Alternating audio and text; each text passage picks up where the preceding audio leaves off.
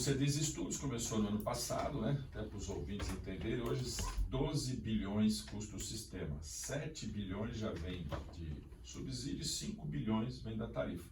Quando a gente fala de tarifa zero, a gente fala de estes 5 bilhões que hoje são pagos na catraca, que sejam abraçados pela prefeitura, ou que o próprio empregador, de quem faz essa população toda se transportar pela cidade, pagar por essa tarifa. Então, esse estudo, Heródoto e ouvintes, é justamente isso, como que a gente pode viabilizar o bilhete único, o bilhete eletrônico, pagando esses 5 bilhões, mas não através da prefeitura, mas sim através dos empregadores. É um estudo que está em andamento.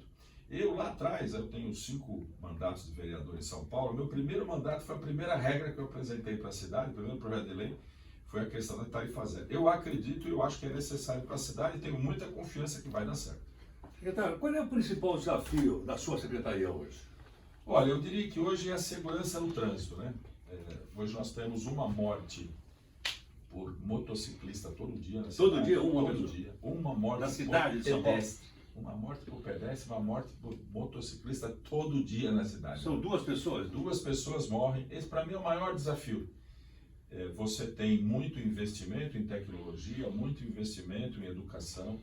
Esse número é menor do que era 10 anos atrás, mas ainda é assustador. 2 mortes por dia, para minha pasta, é uma coisa que, para nós, todos os técnicos da CT, da Secretaria, é o maior desafio. Tem várias ações, mas ainda muito difícil de alcançar essa redução. Agora, secretário, aquelas faixas especiais que colocaram para moto na Bandeirantes e também na Vitrine, melhorou ali? Faixa azul, né? Faixa azul. Eu acho que é um dos ganhos que a cidade teve. Está sendo estudado lá pela Secretaria Nacional de Trânsito, pelo CONTRAN, para ser colocado no Brasil inteiro. Como é uma sinalização fora do padrão do Código de Trânsito Brasileiro, então ele tem que ter uma etapa de adaptação.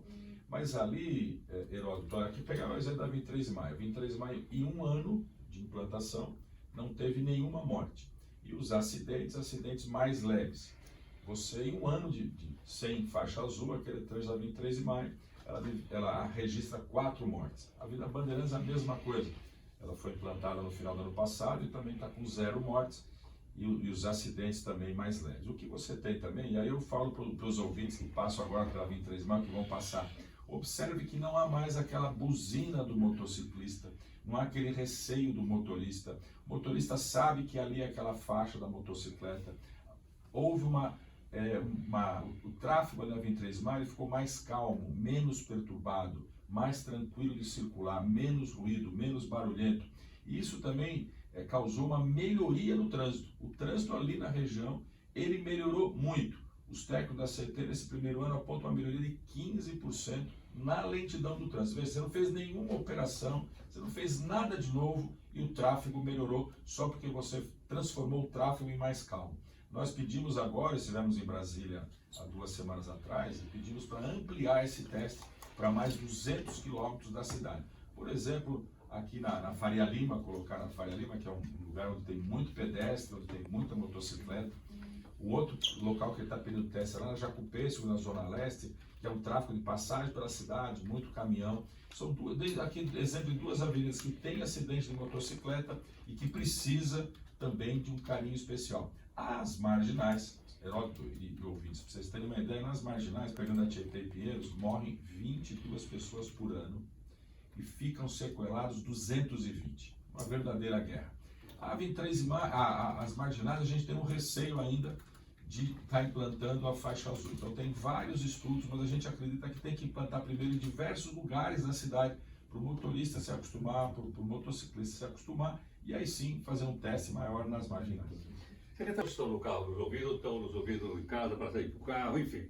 Às vezes estão ouvindo o transporte público também no seu celular e por aí afora. Pergunto o seguinte, quantos carros tem em São Paulo? Quantos carros circulam nessa cidade? Você tem quanto? 11 milhões de habitantes? 7 milhões e 200 mil carros a gente tem matriculados para circular. Né? 7 milhões? Desses 1,5 milhão são motos. Quando eu falo das motos é uma coisa bárbara, né?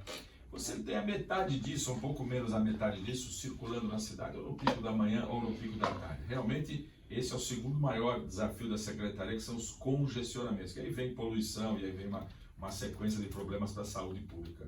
Mas também hoje, Heródoto, você falou, o transporte coletivo vem melhorando, você tem a questão das ciclovias, temos mais de 700 quilômetros de ciclovia, as calçadas, o prefeito Ricardo Nunes investindo agora, nós vamos fazer quase 1,5 milhão de metros quadrados de calçada, ou seja, você tem várias formas, e a população, além do home office, a população também ela foi morar perto da onde ela trabalha. A cidade é muito grande, você colocou aqui a população, nós somos maiores do que vários países do mundo, então a população ela tem que começar também a aprender a viver aqui para viver melhor.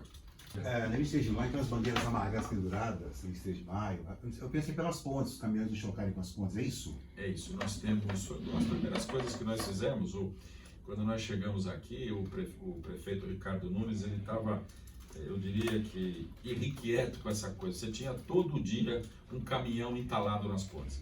O que a gente fez foi colocar aquele varal preto e amarelo na frente dos viadutos, sinalizando, e os caminhoneiros começaram a bater naquelas placas, ainda batem, mas não batem nas pontes, e portanto não danifica, porque é uma fortuna que a cidade gasta aí nessa situação. E tem uma outra coisa para vocês, assim, não tem um Waze, não tem um Google Maps especial para caminhoneiro, né? Então ele põe lá o caminho, a rota que ele tem que fazer do ponto A ao B e traça um caminho e vai, pega um viaduto. Então a gente também viu que durante a pandemia, que a cidade está mais tranquila e portanto os caminhões andavam mais livremente pela cidade, nós tivemos mais entalamentos. Após a colocação desse varal na porta dos viadutos, a coisa melhorou, graças a Deus. É feio, inclusive, é muito feio, mas pelo menos está funcionando e os viadutos pararam de ser abalroados pelos caminhões. Secretário, tenho certeza que o pessoal que está nos acompanhando gostaríamos que a gente fizesse a seguinte pergunta. E os faróis? O que acontece que dá uma chuva, eles ficam resfriados, começa a tossir, Eu estou gripado, inclusive há 2 semanas atrás era para ter vindo aqui, peço desculpa no ar para vocês, estava numa gripe danada, agora estou um pouquinho melhor. Mas é assim, ó, nós ficamos 6 anos sem investimento em semáforo, 6 anos. Eles são de LED atuais? Não. Tem alguns testes, tem alguns funcionando já em teste. Neste momento, inclusive, nós fizemos uma PPP, o semáforo foi incluído na PPP de iluminação. A iluminação, sim, na cidade inteira já é a LED. E nós vamos mudar a tecnologia dos semáforos. Tivemos na semana passada uma delegação lá em Nova York, que a gente quer colocar aqui na cidade de São Paulo a melhor tecnologia que tem, já que a gente está há tanto tempo sem manutenção, há tanto tempo sem investimento, há tanto tempo sem modificação dos equipamentos, a gente está querendo buscar o melhor equipamento que tem no mundo. No primeiro momento é um investimento no centro expandido e no segundo momento é um investimento para fora desse centro expandido. Só no centro expandido, se não me falha a memória, é 1 bilhão e 700 milhões de investimento na recuperação do parque semafórico e no investimento em nova tecnologia. Mas você tem razão, a situação do semáforo é muito ruim, melhorou bastante, e a concessionária já assumiu, então essa questão de manutenção vem melhorando. Eu estava falando aqui no ar, fora do ar com a tua equipe, e dei o exemplo da Marechal Tito. A Marechal Tito todo dia tem furto de cabo, tem furto, os semáforos ficam apagados na Marechal Tito é lá na São Miguel Paulista, sai de São Miguel, atravessa o Itaim, chega lá em Itaquá. É uma avenida muito importante na Zona Leste de São Paulo e todo dia a gente tem furto. Então isso também acaba prejudicando a fluidez da cidade. Secretário, muito obrigado aqui pela sua participação e pelas informações aos nossos ouvintes. Muito obrigado. Estou sempre à disposição a você, um abraço a todos. Muito obrigado.